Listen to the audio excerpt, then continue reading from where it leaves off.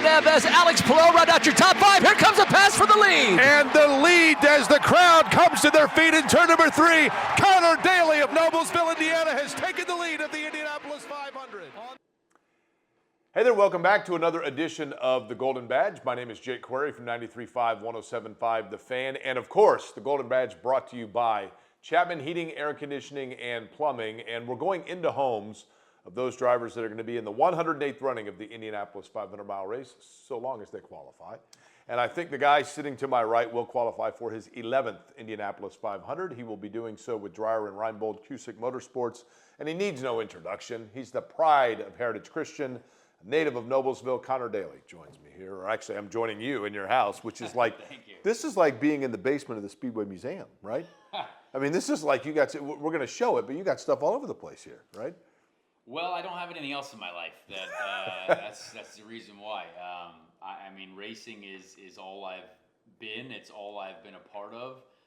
Anything that I've acquired has always been through racing, whether it's been die-cast cars. I like to try to get like every car that I've driven in IndyCar. I like to get a model of it if I can. And even NASCAR, you'll see a couple of NASCAR trucks. And the one Xfinity race that I've done, I haven't got the second Xfinity race that I've done as a die-cast car. But yeah, I just love racing, and I love keeping a hold of the stuff that I've got as I've been a racing driver. So you obviously grew up in Indianapolis. One of the things I find interesting is, the number of guys that are in the series that choose Indianapolis as home. I mean, the obvious answer is because of the proximity to the track. Yeah. For For you, it's home. I get that. So let's begin with that. Take me through when you were a kid. Your dad was a race car driver, Derek Daly, the former Formula One and IndyCar driver. So you had the bug early, obviously. But what was life like growing up in Indianapolis, maybe when you were not around racing? Well, I mean, I've always loved this state, this city. I mean, I grew up on the northeast side of town, obviously in Noblesville, and then my parents were divorced, so like my mom lived in Zionsville, so I got a bit of Zionsville and Noblesville. My mom still lives in Zionsville. My dad has a place in Westfield now, so everyone is still based here, and I live downtown in Indianapolis. So, but growing up, I mean, I have no complaints, I guess. And when I got to being a teenager, when I got to graduating high school, I moved to Europe for 4 years. So like I did experience what else there was out there. You know what I mean? I got to live abroad. And I still like being here. I mean, it is the most convenient thing in the world because if you're an IndyCar driver, most teams are here, right? Obviously, Penske's in Charlotte. And when I drove for Carlin for a brief period of time, they were in Florida, and Dale Coyne Racing's in Chicago, but for the most part, everyone's here. So everything racing was here, but outside of racing, I can't complain. I've seen the cities grow. I've seen Noblesville grow like crazy. I've seen this city, downtown Indianapolis, become so much more than what it was when I was a kid. And I really enjoy living here. It's interesting. Every driver seemingly is in great shape. And Conor, you know this. Conor Daly can answer to this. When you hear this question a lot, well, drivers aren't athletes. Now, the physical conditioning that you have to be in is for what reasoning? Because theoretically, you're just sitting for 2 hours. Oh yeah. That's the common misconception. That's what very ignorant people like to say. But it's, with our cars, with no assist of any kind, no power steering or anything like that. The steering is very heavy. So let's say road and street courses, which is, everything before the Indianapolis 500. You're fighting a 1,600-pound car with no power steering in a very hot environment. We've got an aero screen now, which there's no air movement at all. So you're essentially baking in a sauna where you're holding, 40, 50-pound weights in this race car and fighting that the whole time for 2 hours and losing like 10 pounds. Is the adrenaline up the whole time? Or do you ever kind of chill out? No, only under yellow your heart rate goes down a little bit. But a lot of drivers wear these heart rate monitors now in the race cars during the races. And your heart rate is at maximum the whole time. Like it doesn't go down. Like there's no cool off period. You're at maximum attack the whole time. So it's like marathon level running heart rates, but like you're also using every bit of the rest of your body. Even on the road course, you're using the brakes. You're hitting the brakes, 6 to 8 times per lap at 1,400 psi of pressure per lap. So your legs are engaged. your core is engaged, your glutes are engaged, your entire body is working at not dying, because that's also, it's dangerous. So you're trying to be the best that you can be, but also, avoid getting in a massive accident where you get hurt. So there's a lot to it that people just don't realize that we're doing. How old were you at Heritage, maybe, or growing up when your peers, your classmates, figured out who you were and what you were going to end up being, doing?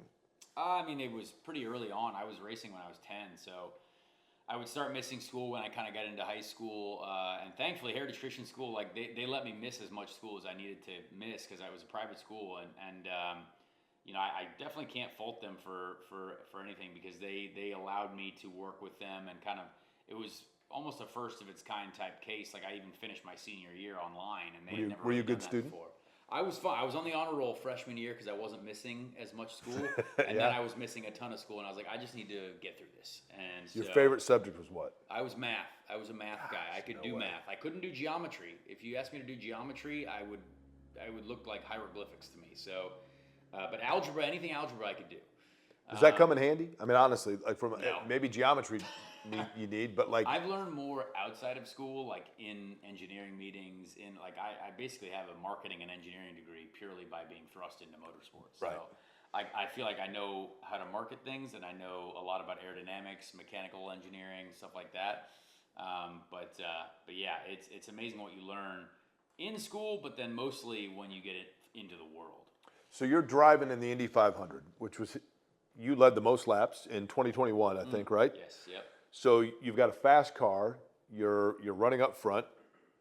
You take the lead, and I'm telling you, Conor, like I've called. I think this will be my 18th Indy 500 I've called, right? More than me. So I've heard. Well, I'm old, right? But I've heard that crowd go bonkers to the point where, because I'm like you, I've got headsets on and I'm insulated in my own world. But every once in a while, something happens where you notice it. When you took the lead was one of them. I'm in turn 3, and literally that entire northeast corner goes crazy. And I think I even said, like, I commented on it because it was that noticeable. Do you notice it in the car? No, I had no idea. Did you know you were in the lead? Oh yeah, definitely knew that, and that was a very, very satisfying feeling, because it's much easier to lead that race than not. So I was very happy to just kind of drive around and know that we were in control of our own destiny a little bit. That's why you want to run up front. You're kind of setting the pace. You're the one in control, and people kind of have to either react to what you're doing or try to preemptively, adjust to what you're going to do. So it was an amazing feeling. It was without a doubt the best car I've ever had there, the fastest, just pure raw speed that I've ever had there. It was definitely a car to win. But yeah, sadly, when Graham crashed and his tires flew off, we got clipped by one of them, and that ended our race. So we finished 13th, which is awful. But like, it's funny to think of now, having done a couple races after that. If that race would have just continued going even half as well, probably finished in the top 5, top Right. 10, and that would have meant that like the last every 500 since 2019, only one of them I've finished outside of the top 10. So like we've had a pretty good run. When something at like the that race. happens, Graham Rahal goes in for a pit. His Yeah. tire doesn't get put all the way on. It goes flying in the air. It lands on you. Thank goodness you're okay, right? When something like that happens, how long is it after when a guy comes up and goes, "Hey, man, or does he?" Oh, I mean, it's not Graham's fault. And I actually met the guy who put the tire on too, and he's got the rim, I guess, in his house, which is kind of funny. But yeah, honestly, it's no one's fault. Like, we know that racing, anything can happen. So you could look. I like 20 years from now, I'll probably continue to look back at that and be like, dang, that's probably the chance. Depending on what happens from here Depending on forward, what right? happens this year, right? Okay. But every racing driver will have a situation where they look back and like, yeah, that was going great until no, it wasn't. Okay, but here's the thing about Conor Daly. So your father raced at Indy. Your stepfather is the president of the Indianapolis Motor Speedway. Yes. Your car owner that you were driving for when you led the most laps was part of the ownership family. Mm-hmm. That puts a pressure and a spotlight on you that most guys don't know. Yeah. When were you aware of that spotlight? I guess I don't really look at the pressure like that, honestly. Like, I feel very lucky to be where I'm at. But I also am lucky that, like, there is no there's no special treatment for anyone. I truly don't believe, like in motorsport. There's a couple people that are probably more financially well off than others that can control their own destiny a little bit more. But like one of the funniest things to have people say is like, oh, well, like you're only there because of your dad. I was like, well, my dad didn't win a lot, so like, what does that mean? Like he's not wealth, like he couldn't fund this. Or, like I don't know if you guys realize, but like there wasn't a lot of money back in the day, like when he was doing it. You know what I mean? Right. So like, yeah, I would for sure say I benefited from his connections and who he knew, and I had a great information source and a great coach. But boy, was he not paying my way anywhere. And the funniest part about it is it's always people that are dumb that say that, because it's like I won all the championships on the way up, so like I funded my own way, which is like I'm really proud of that. And then when you get even closer to people who haven't seen my career, it's like, oh well, like his stepdad's the president of Speedway, I'm sure he can do whatever he wants. So it's like, you think Doug is gonna politically help me get anywhere? Then he wouldn't have a job. So Right. like people just can't work in their mind that it's like, oh yeah, that's dumb. Like that's like I'm actually just doing the work that I can do, and I'm very lucky to get in where I can get in, and I'm trying to do everything I can to continue to be an IndyCar driver. And my family loves racing, and they're very involved in racing, which I feel again that is a lucky thing for me to have. Okay, so we're in this essentially museum. I think your free time. Usually, I ask guys like, "What do you do when you're not at the racetrack?" For you, it's clearly it's build trophy cases and collect stuff and go around and get people to sign stuff. So because we're here, I thought to myself, well, everybody else needs to see what we have here. So can you show me around? Can we take a second for you to show me the Conor Daly collection? Absolutely. All right, it's like the basement of the Speedway Museum, but it's actually Conor Daly's place. It's like you live in a basement, right? We shouldn't that's my say life. that, Yeah, right? That's my life. Conor Daly, the basement dweller, and he's going to show it all off here on the Golden Badge. Okay, so these are all Conor Daly worn helmets, right? Yes. Okay. Now, there are a couple that jump out to me immediately, and then we'll find out your favorite. Yeah. The Smithfield, I'm going to guess, was that your first 500 where you had problems in the pits before the race began? Yeah, that wasn't even in the pits. We made it to the pace lap, and then it caught on fire. So that's my least used Indy 500 helmet, but I did use it in the following races because I got to sub for James Hinchcliffe. So ended up using it at Detroit, led my first laps in IndyCar in that helmet, and then used it as well a little bit at Toronto. It's a cool helmet, actually. Yeah, I really enjoyed it. Black and yellow because my dad was a black and yellow helmet guy. So that was kind of a nod to him. The other ones that jump out, I mean, look, you had really good runs in the U.S. Air Force car, and you were also, it was a perfect sponsorship fit, right? Yeah, it was awesome. Just for the U.S. Air Force. But this one in particular I find to be really cool, just the colors and everything else of it. Yeah, that was obviously, that was the one where we led the most laps in. So we had a very, very special livery. Actually, no, that's not the one, because I'm looking at it back now. But this one, no, wait, that might be, I don't know. That, I think, is the one where we led the most laps in. But yeah, it was done after a couple different fighter planes. Like we had looked at the history of the fighter planes. We have a bunch of like awards on top, like what the U.S. Air Force, basically like a nod to the World War II achievements, stuff like that. So yeah, tried to do Air Force stuff. Like 2020 was the year we were honoring breaking the speed record, whatever it was. I forget his name now, but yeah, the famous orange plane that broke the speed record, 900 miles an hour, broke the speed of sound or whatever it is for the first time. And then the 2019 Andretti Autosport helmet was really, really cool as well. So yeah, Air Force ones were sweet. I really enjoyed that. Which one, when you walk past this, pops out the best memory for you, or just the one that you think, you know what, like that's the one that I've always got to make sure that I have? I mean, honestly, like this one is sweet.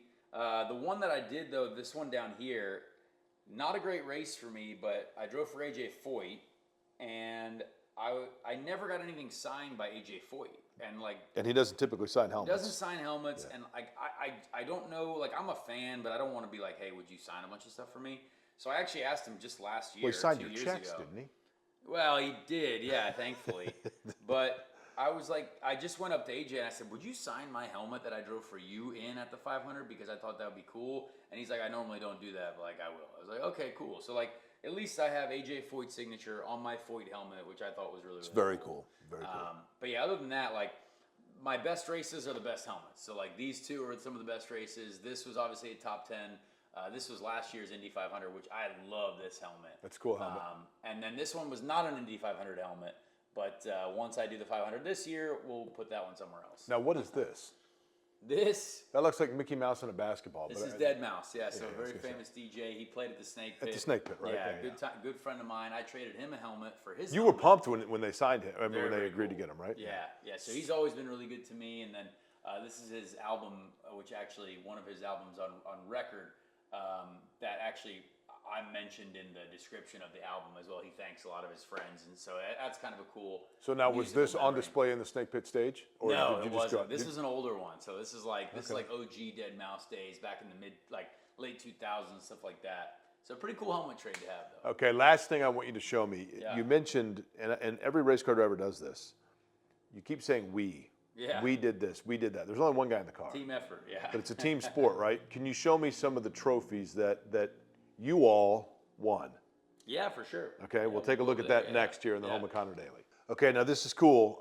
We've seen you have other trophies from Europe. This seems to be kind of more the Americanized version of the trophies. Now, first off, I noticed Travis Pastrana, he did sign the dollar bill to you. Yes. He was again profane, right? Yes. Yeah. Yeah, truck racing is fun. How did you beat me in your first blank race? Travis Pastrana. Okay. That's pretty cool. Honestly one of my favorite things that I own, because Travis is like a hero of mine. He's one of the best friends that I've made in this sport and has done so much for me. So that is sweet. And we got to get a cool truck race out of it, too. Yeah, that's very cool. All right, so take me through what some of these trophies are. Yeah, so these are basically back from the older days. The road to Indy, obviously. So I got to win the Skip Barber National Championship, the Pro Mazda Championship, which is now like USF 2000, and then Indy Pro 2000. So that's the championship trophy. Won races, a lot of races in both of these helmets. And then the Long Beach Grand Prix, winning that Indy Lights race was, I think, still one of the coolest things in 2011. I only ever did 6 total Indy Lights races in my life, and I won one and was on the podium for like 2 others. So like we had a pretty good record in Indy Lights races. But and for those that are unaware, from a street course standpoint, you may disagree. It would be my opinion, Conor, in the United States, that Long Beach is the most historic circuit. If you're going to win one on the streets, it's Long Beach, right? Yeah, it was awesome to have that memory, to have those photos with my family, the trophy. Because it's funny, that trophy is the exact same one they gave out to the IndyCar race too, I think. So it looks like I won the IndyCar race. You're one sticker away, right? Yeah. I got a watch for that race. Like Indy Lights back in the day was sweet. So that was a cool win. But then, obviously moving down to this one is even more meaningful. This flag I got at Long Beach as well with the Indy Lights trophy. But yeah, pole in IndyCar, only got one so far, but that one meant a ton to me. That's the helmet and the gloves that I was using when I qualified on pole too. And now, who were you running for? That was Carlin. That's what I thought. I thought you were running for Carlin. That was when you were doing that year, kind of going back and forth, right? So it was their first trophy in IndyCar, my first pole in IndyCar.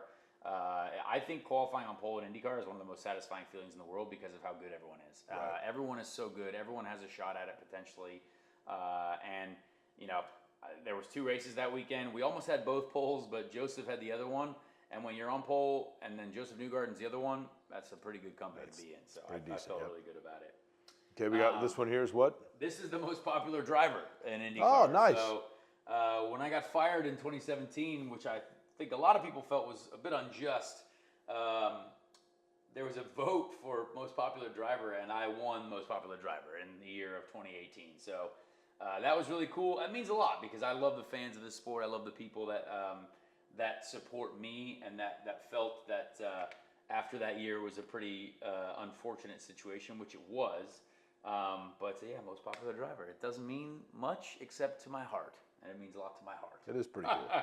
All right, duel in Detroit, Quicken Loans, Chevrolet. Yeah, so this is obviously a very, very important one. My IndyCar podium trophy, 2nd place, very close to winning in my rookie year. My rookie year was still one of my best years in IndyCar, and it was an amazing day. I got to share the podium with Sebastian Bourdais and Juan Pablo Montoya. So pretty incredible drivers. Very, very proud of that one. Led a lot of that race again. But really cool to just have something like that. And I would love to have more. We still have time, but that one is a really, really cool one. And then lastly, this helmet is the helmet that went with this. So, gotcha, okay. So this was the helmet my rookie year. Obviously, that was what I was wearing during the podium. Dale Coyne Racing back in the day.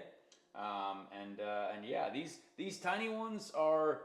This is the 2020 IndyCar iRacing Challenge on-track moment of the year. Nice. That was during the COVID yeah. shutdown.